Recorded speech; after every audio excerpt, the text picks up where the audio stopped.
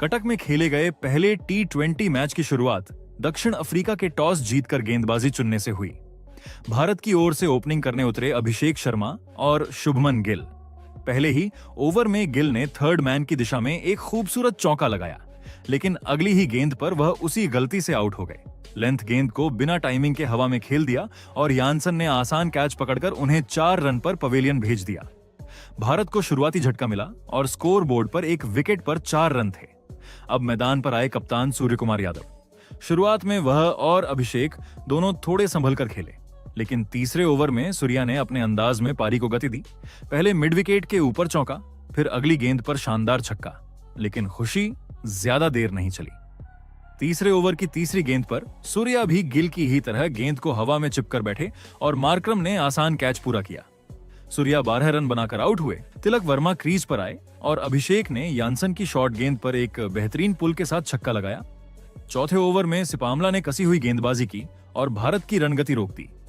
5 over के बाद भारत का स्कोर 32 पर 2 था।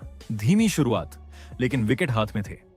छठे ओवर में तिलक के 2 चौकों से पावर प्ले खत्म हुआ और भारत 40 पर 2 विकेट पर पहुंचा। 7वां ओवर भारत के लिए अच्छा शुरू हुआ। अभिषेक ने सिपामला को लगातार 2 चौके जड़े, लेकिन फिर वही गेंदबाज वापसी करते हुए उन्हें स्लोअर गेंद पर फाइन लेग पर कैच करवा गए। अभिषेक 17 रन बनाकर आउट हुए और भारत का तीसरा विकेट 48 पर गिर गया। पारी अब फिर से दबाव में थी।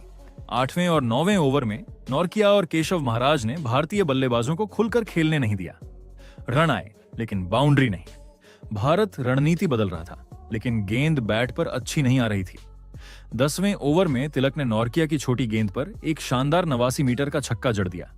गेंद स्टेडियम की छत तक पहुंचकर बाहर चली गई। यह भारत की पारी का सबसे दमदार शॉट था। 10 ओवर के बाद स्कोर था 71 पर 3। धीमा लेकिन संभला हुआ। 11वें ओवर में फेरेरा आए और भारतीय बल्लेबाजों एक बार फिर दबाव में दिखे।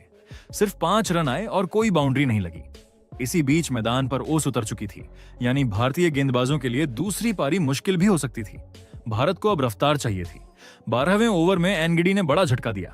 तिलक वर्मा 32 गेंद में 26 रन की संघर्षपूर्ण पारी खेलकर पुल मारने की कोशिश में फाइन लेग पर कैच थमा बैठे। भारत 78 पर 4 विकेट पर था और स्थिति चिंता वाली हो चुकी थी। अब आए लंबे समय बाद वापसी कर रहे हार्दिक पांड्या और उन्होंने आते ही खेल बदल दिया।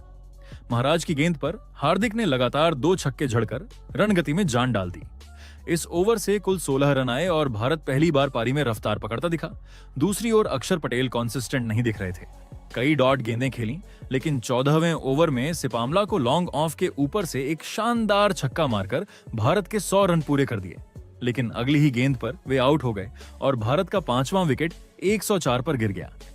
15वें ओवर में हार्दिक ने नॉर्किया की तेज गेंदबाजी पर एक बेहतरीन कट शॉट से चौका लगाया और फिर लॉन्ग ऑफ की दिशा में एक और चौका जड़ा। इस ओवर से 17 रन मिले। 15 ओवर के बाद भारत का स्कोर 121 पर 5 विकेट था और हार्दिक पांड्या सिर्फ 11 गेंदों में 26 रन बनाकर पारी को संभाल रहे थे।